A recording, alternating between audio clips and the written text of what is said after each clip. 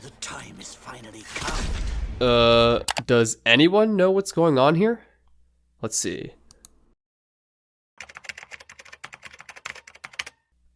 Wait, no explanations? No interviews.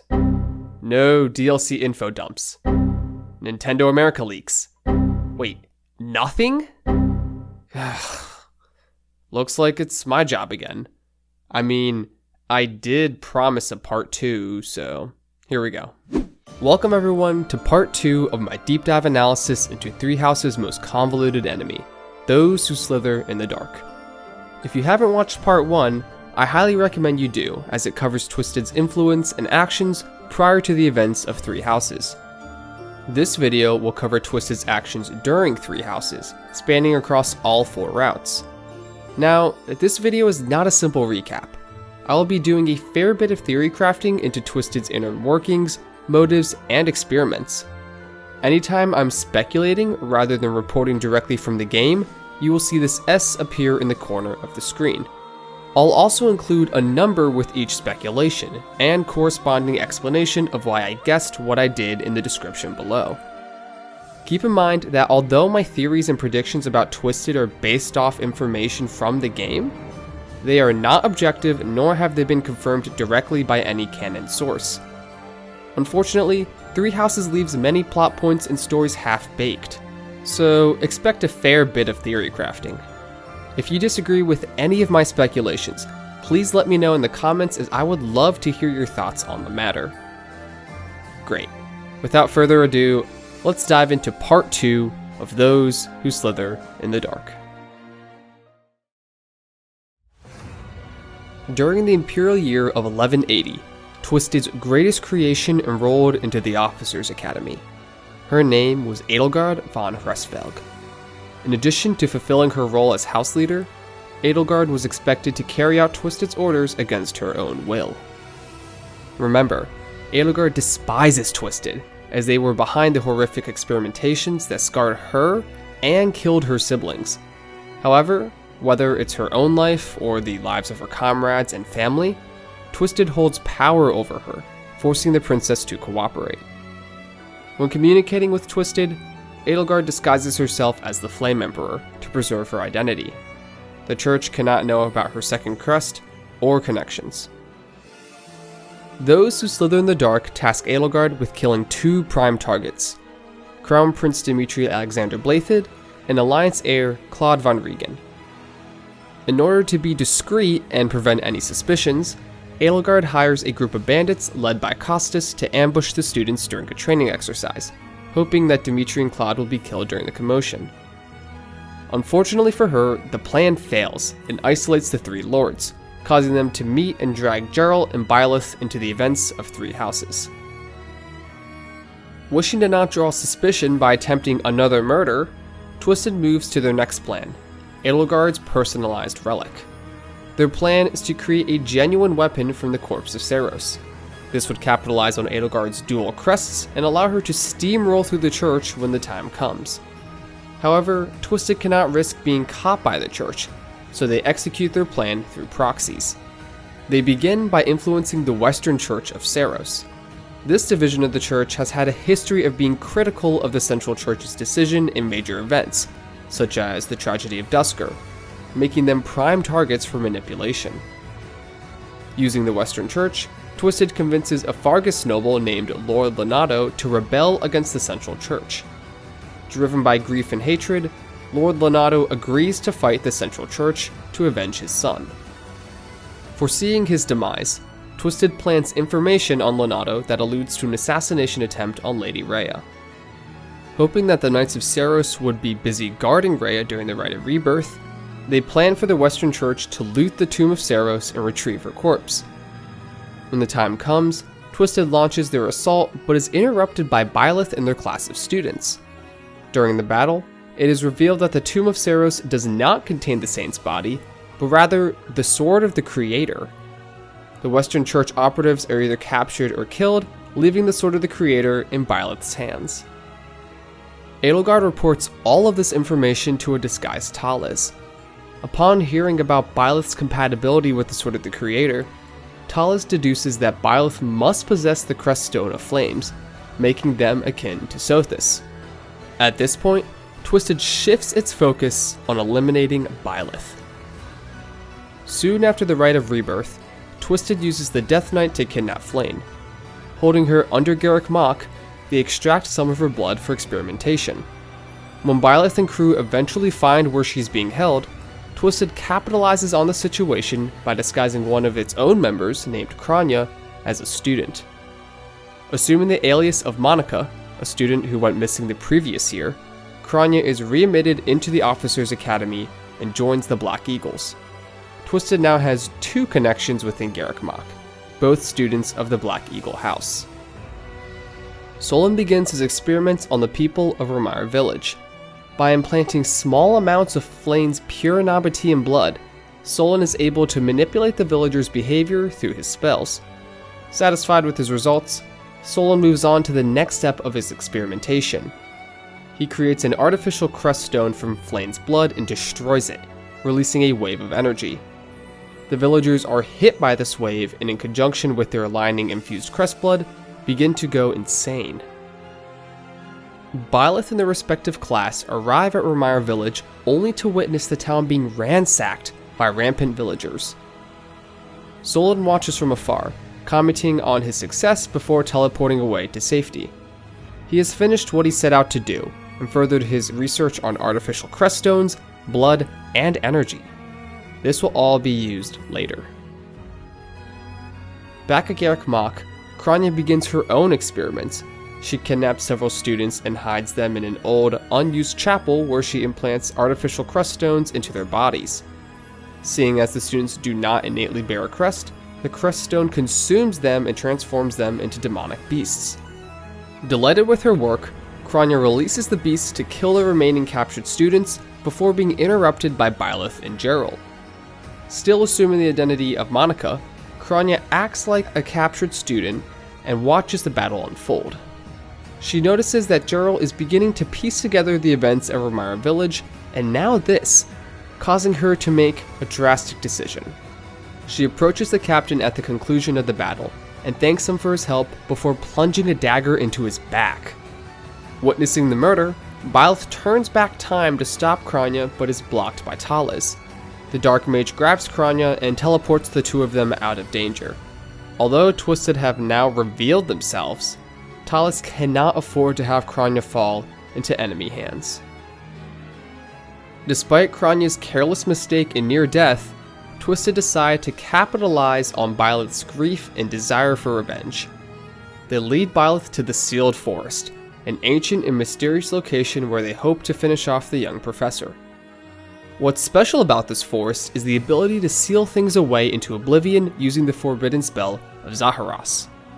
As evidence of TWSITD's knowledge of the site and the ritual required, it is clear they have done this before.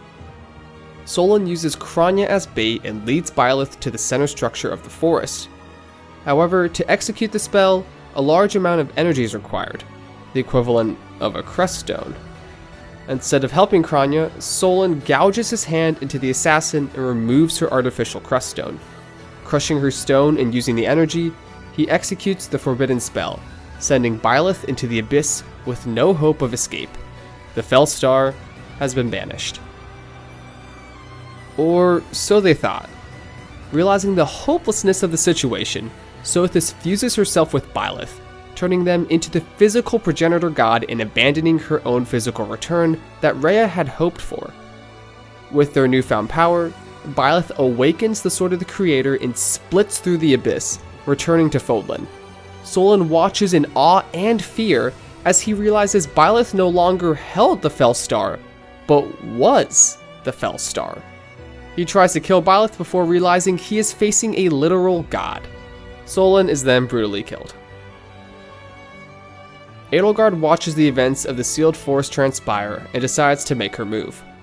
TWSITD has lost a considerable amount of strength, giving her more room to do as she pleases without her overlords breathing down her neck. She asks her father to abdicate the throne, becoming the new emperor of the Adrestian Empire. Edelgard then silences her opposition and assumes full control of the Imperial military. With everything in order, she begins her master plan and raids the Holy Tomb in hopes of confiscating the church's cruststones. A skirmish breaks out between Imperial forces and Byleth's class, where it is revealed that Edelgard is in fact the Flame Emperor. With her cover blown and goods stolen, Edelgard leaves and immediately declares war on the Church of Seiros, beginning the War of Fodlan. Those who slither in the dark join the Imperial forces on the siege of Garreg Mach. If Byleth is defending Garreg Mach, Talis finds the professor and knocks them into a ravine, hoping to remove them from the world. If Byleth is attacking Garreg Mach, they are launched into the void by a vengeful Rhea, leading them to the same fate. At the end of the siege, Garreg Mach has fallen, Byleth is presumed dead, and TWSITD occupies the monastery with Imperial forces. Their worst fear is over. For now. Surprise, motherfucker! With the successful capture of Garreg Mach, Edelgard focuses her attention on the Alliance. She walks a very thin line with those who slither in the dark, and their leader Talis. Assuming the identity of Lord Arundel, Talis works with the Empire, but tensions run high. They still hold control over the Emperor, though only by a knife edge. This will change with Byleth's return. The professor joins Edelgard's side, giving her the slight advantage she needs to both push against the Leicester Alliance and hold leverage over TWSITD. The Dark Clan is outraged by the professor's return, knowing that they have lost control over Edelgard. The Empire strikes and conquers the Leicester Alliance, seizing control and displacing Claude. Talis decides to go behind Edelgard's back and orders his operatives to loot the Alliance for any relics. This infuriates Edelgard, causing her to demand retribution. She sends the Black Eagle Strike Force to siege Arianrhod in secret, a pivotal defensive location in the Holy Kingdom of Fargus. The fort is under the control of Cornelia, a member of TWSITD who has dominated HKF politics. Normally, it would seem that the fort is controlled by an ally, but Edelgard wishes to make a point. The team completes their objective and captures the city, killing the sorceress in the process. Following the capture, Talis confronts Edelgard about Cornelia's death. Edelgard reveals that her death was accounted for, leaving Talis enraged. To make an example of her death, TWSITD launches rockets at Arianrhod, obliterating the city and Imperial troops stationed there. Talis has shown his trump card, his final weapon to keep the Empire in line, but he was too hasty. Knowing he could not launch another missile for some time, Edelgard takes the initiative and launches her attack against Dimitri and the HKF at the Talatine Plains. She is victorious and slays Dimitri, forcing Rhea back into Ferdiad for the last battle against the Church. Outside the gates of the Winter Capital, Talis offers Edelgard his congratulations on her victory. Edelgard feigns appreciation and asks for TWSITD support after the war. Talis is cornered, knowing he cannot refuse, otherwise he and TWSITD would be revealed to the rest of the Empire and branded as traitors. Thus, he accepts in an effort to buy himself time. In reality, Edelgard bought herself the needed time to focus all her strength on Rhea. The Battle of Ferdiad ends in a decisive victory for the Empire, leading to the downfall of the Church of Seiros and the complete control of Fodlan under the Adrestian Empire. With the Church gone, Edelgard turns to reforming the continent under her vision and eliminating the final entity who she deems a threat to the peace of Fodlan, those who slither in the dark. She sieges the Agarthan capital, Shambhala, and puts an end to the millennia-long struggle that has upset the continent so long ago. In the end, TWSITD fulfilled its goal of destroying the Church, but at the cost of themselves. With the disappearance of Byleth and the fall of Garreg Mach, the Holy Kingdom of Fargus descends into chaos. Cornelia takes control of Ferdiad, exiling King Dimitri and maintaining control over the highly volatile kingdom. However, her reign would not last long. The progenitor god's return would shift the tide of war, causing Dimitri to march on Ferdiad and reclaim the capital. In Leicester, Talis leads a battalion of Imperial forces to snuff out the Alliance resistance in Deirdre, but is caught off guard by Dimitri's forces. Trapped in the port city and cut off from his own reinforcements, Talis is killed while disguised as Lord Arundel, leading to a power vacuum within Twisted. A dark mage named Mycen assumes leadership and consolidates Twisted's power within the imperial capital of Enbar. With Dimitri's forces closing in on the Adrestian capital, Edelgard turns to Mycen for help. The dark mage gives Edelgard an artificial crest stone, causing her to transform into a beast. With her unique mix of crest blood, Edelgard becomes the Hegemon Husk. During the battle, Mycen is killed, causing Twisted to scatter. Edelgard is eventually defeated, and Dimitri assumes control, marking the end of the War of Fodlan. With no empire to ride with and its leaders dead, Twisted crumbles into obscurity. The Adrestian Empire dominates Fodlan following the fall of Garruk Mach. Seeing that their help is not needed, Twisted begins to focus its resources inward.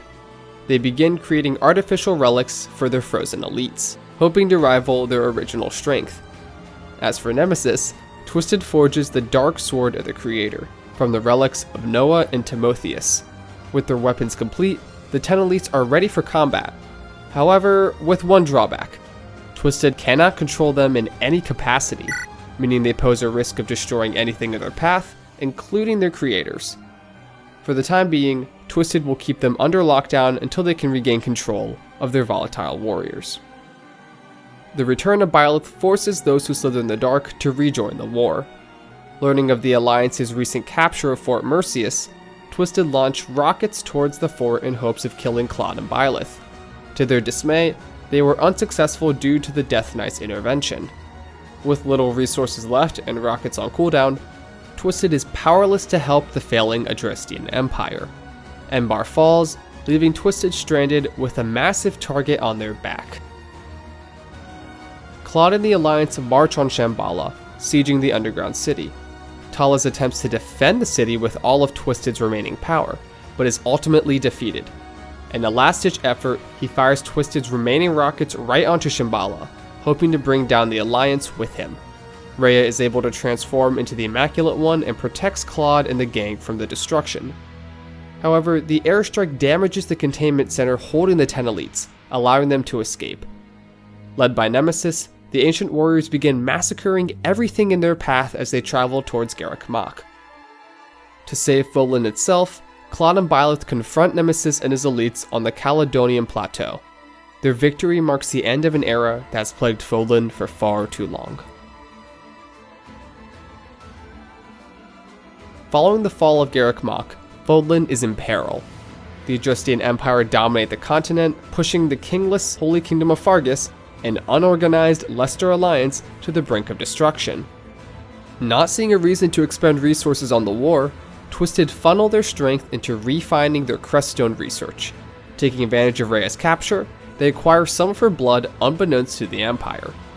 Using this pure Nabatean blood, they forge their strongest artificial Creststone yet, one more powerful than Flames. Twisted keep this Creststone under wraps, hoping to find a use for it against the Church. The return of Byleth forces those who slither in the dark to rejoin the war.